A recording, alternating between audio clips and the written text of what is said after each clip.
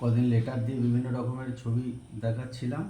আজকে ত্রিভুজ ত্রিভুজ এই ত্রিভুজটা দিয়ে কত রকমের ছবি হয় মোটামুটি নমুনা আমি গোটা আষ্টেক দেখাচ্ছি। ত্রিভুজগুলো অধিকাংশ ছেলেরাই আঁকতে পারে।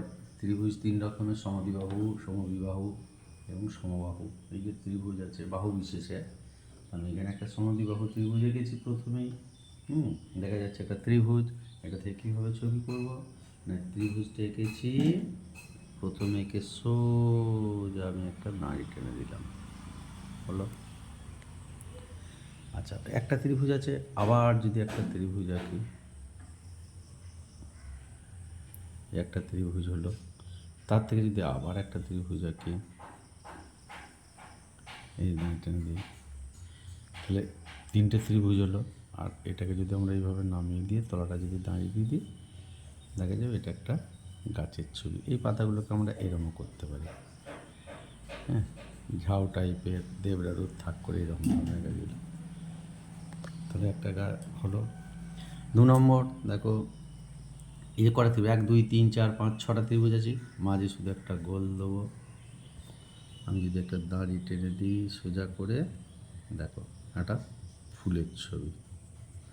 ত্রিভুজগুলোকে দিয়ে একটা ফুলের ছবি হলো। 3 নম্বর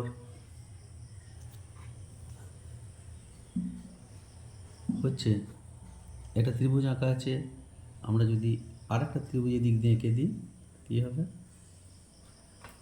কালো কালারটা দিয়ে করি। একটা ত্রিভুজকে যদি আমরা এবার একটা ত্রিভুজ করি, দেখা যাবে একটা স্টারের ছবি হয়ে গেল। ছেলেদের অনেক সময় স্টার আঁকতে লাগে, অসুবিধা হয়, তাহলে স্টার হয়ে গেল। আচ্ছা, এই একটা ত্রিভুজ করাই আছে, আমি যদি এখানে একটা হ্যান্ডেল দিয়ে দিই, এই জিনিসটা আগেও একবার দেখিয়েছি, একটা কুঠারের ছবি হয়ে গেল।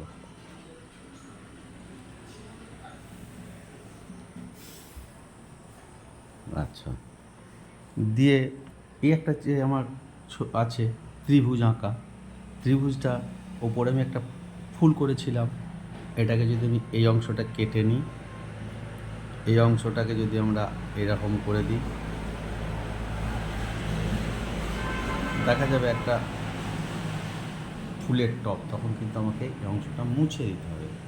এখানে দেখা যাচ্ছে একটা ফুলের টব হয়ে গেল, ত্রিভুজটা থেকেই হয়ে গেল। এখানটা আমি পাতাও করতে পারি, তাহলে গেল। আচ্ছা, তারপর এখানে একটা ত্রিভুজ আছে, ত্রিভুজের এই অংশটাকে যদি আমি একটু হাফ ডাউন করে দিই, আবার যদি এইখানে একটা গোল করে দিই, পাচ্ছে ছেলেটার এখানে একটা চোখ করে দিই, যেখানে একটা ছোটো ত্রিভুজ, আবার এখানে একটা বড় ত্রিভুজ যদি করে দিই, ঠিক মনে হয় যেন একটা পাখি হাঁ করে আছে। ঠিক আছে।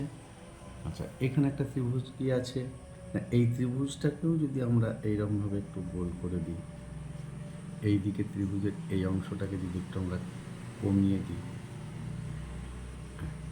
কী হবে? এইখানটা একটা,